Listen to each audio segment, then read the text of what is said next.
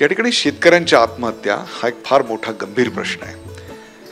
परंतु अशा प्रकारच्या शिक्षणातून त्या महिलेला आपल्या कुटुंबाला जगवता येईल एवढं उत्पन्न तुम्ही निर्माण करून देऊ शकता. सोशल एंटरप्रेन्योरशिपचं आणि इनोव्हेशनचं टाकाऊपासून टिकाऊचं इतकं सुंदर दुसरं उदाहरण मी आजवर पाहिलं नव्हतं. कारण मला चुकायची भीती वाटायची नाही.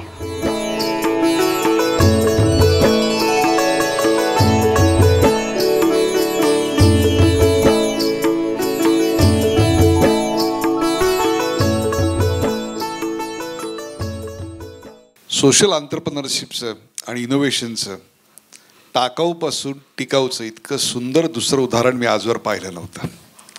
खरंच सांगतो, जी गोष्ट इतकी टाकाऊ की ज्याची साधी प्रादेशिक कला म्हणून सुद्धा आम्ही आजवर दखल घेतलेली नव्हती, अशा गोष्टीला तुम्ही आंतरराष्ट्रीय दर्जा प्राप्त करून दिलात. तुम्ही जे ग्लॅमर म्हणतात त्याला एवढं महत्त्व आहे प्रेक्षक हो. ग्लॅमर मिळालं ना की एखाद्या पदार्थाची किंमत वाढते हो.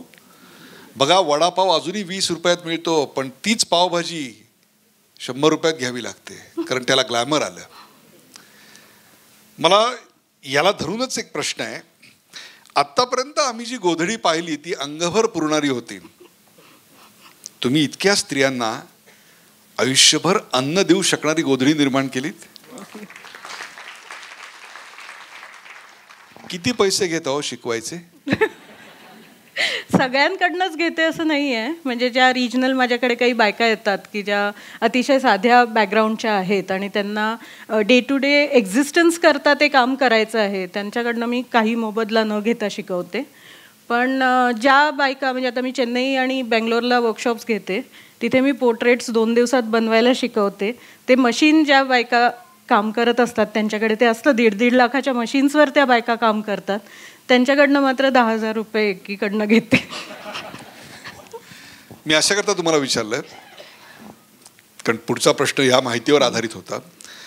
10,000 रुपये देऊन शिकल्यानंतर एखाद्या ग्रामीण भागातल्या महिलेला किंवा शहरी भागातल्या महिलेलाही याच्यावर स्वतःचा उदरनिर्वाह करता येईल इतपत मार्केट आता डेव्हलप झालंय का, अवेअर झालंय का? नक्कीच झालंय. पोर्ट्रेट्सचं तर खूप मोठं मार्केट आहे सध्या.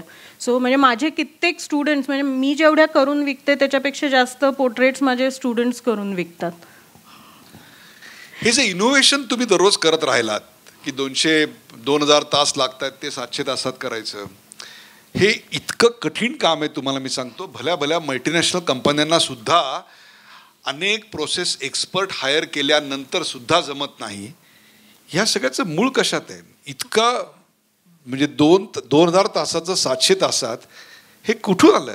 कारण मला चुकायची भीती वाटायची नाही बेसिकली. वा. कारण माझं जर चुकलं तर मी कपाटात ठेवून देईन आणि ते कोणाला कळणार नाही ना. त्यामुळे I was very confident about experimenting. आणि खूप चुका केल्या मी. UFOज म्हणतो आम्ही त्याला, अनफिनिश्ड ऑब्जेक्ट्स, आणि अख्खं कपाट भरलेलं आहे त्यांनी. पण आय एम शुअर कधीतरी मी ते पूर्ण करू शकेन. पण चूक केल्यानंतर असं एक निराशा, हताशा नाही आली की हा आता आपल्याला जमणार नाही, टाकून द्यावं? नाही, मला ना बेसिकली माझा एम एकच होता की ज्याला 10 तास लागतात ना ते काम 2 तासात व्हायला पाहिजे. म्हणजे पहिल्यापासून आळशी असेन मी कदाचित, पण 10 तासाचं काम 2 तासात पूर्ण करायचं आणि ते कुणालाही करता यावं. कारण बेसिकली माझी बॅकग्राऊंड नाही आहे स्विंगमध्ये. म्हणजे मी म्हटलं ना, माझ्या स्वयंपाकाच्या बाईंनी मला शिवायला शिकवलं. सो मला टेक्निकल बॅकग्राऊंड नाही आहे. मी सेल्फ आपापली शिकलेली आहे. सो त्यामुळे तो कॉन्फिडन्स कदाचित आलेला असावा की अनलर्न करायला लागलं नाही मला काही पण. जे काय एक्सपेरिमेंट्सच करत गेले आणि त्यातले जे सक्सेसफुल झाले ते दिसले, जे नाही झाले ते नाही दिसले.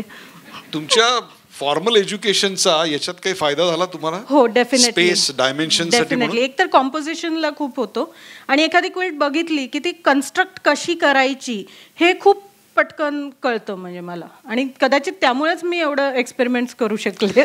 याला लागणारं रॉ मटेरियल जे आहे ते रॉ मटेरियल कुठून आणता? याचं कारण this is nothing else but recycling goodness. हे टाकाऊपासून टिकाऊ नाही आहे, तर हा एक चांगुलपणाचं पुनर्रोपण आहे. हे आणता कुठून?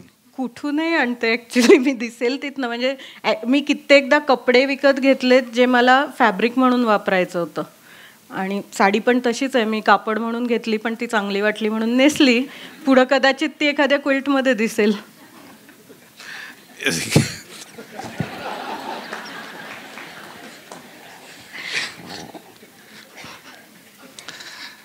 हा प्रश्न महत्त्वाचा अशा करताय, एकीकडे आमच्या शेतकऱ्यांच्या आत्महत्या होत आहेत. तुम्ही सांगलीसारख्या सधन भागात आहात की जिकडे ऊस, सहकारी साखर कारखाने, काही प्रमाणात हळद त्या भागात होते, काही प्रमाणात तंबाखूसुद्धा होते. ही सगळी नगदी पिकं आहेत. परंतु तुमच्यापासून 100 किलोमीटर उजव्या हाताला गेलं की आपल्याकडे मराठवाड्याची हद्द चालू होते. आणि त्या मराठवाड्यामध्ये आज बीड असेल, उस्मानाबाद असेल, बुलढाणा असेल, पुढे वरती विदर्भात गेल्यानंतर या ठिकाणी शेतकऱ्यांच्या आत्महत्या हा एक फार मोठा गंभीर प्रश्न आहे. त्याच्यावरचं उत्तर कायमस्वरूपी सरकारला जेव्हा मिळेल तेव्हा मिळेल. NGOजना जेवढी मदत करता येते तेवढी ती करतायत. परंतु अशा प्रकारच्या शिक्षणातून त्या महिलेला आपल्या कुटुंबाला जगवता येईल एवढं उत्पन्न तुम्ही निर्माण करून देऊ शकता. डेफिनेटली. त्याचं मार्केटिंग किंवा मार्केट कसं आहे, हाऊ दिस विल वर्क? आता मी पहिल्यांदा एक उदाहरण देते की जे मी दाखवलं, सिद्धी कम्युनिटी. म्हणजे ते एक मॉडेल म्हणून आपल्याला घेता येईल की तिथे ऑलरेडी मिशनरीजनी हे केलेलं आहे. ते करण्याकरता मिशनरीज असावं असं काही नियम नाही आहे, कोणीही करू शकतं. सो त्या क्विल्ट्स मी ॲक्च्युली US एक्झिबिशनमध्ये बघितल्या आणि त्याच्यावरचा टॅग $500 $1,000-1,200 होता. नंतर मी जेव्हा त्या बायकांना भेटले तेव्हा त्यांना त्याच्याकरता $350 ते $400 मिळालेले होते.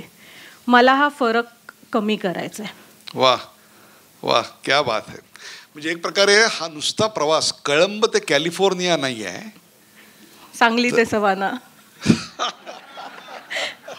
की त्याहीपेक्षा सुद्धा हा आत्मसन्मान हरवलेल्या समाजातल्या महिलेला आत्मसन्मानाने उभं करण्याचा, तिला ग्लॅमरस करण्याचा अट्टहास. Definitely. This is very important. प्रेक्षको, गोधडी जी आपल्या अंगावर आपण आयुष्यभर घेतो, परंतु आयुष्यभर पुरेल आणि कुटुंबाच्या आर्थिक विकासाला हातभार लावेल अशा गोधडीचा व्यवसायही असू शकतो आणि त्याला आंतरराष्ट्रीय असा दर्जा असू शकतो. खऱ्या अर्थानं लोकल कला ग्लोबल झाल्याचं हे उदाहरण आहे.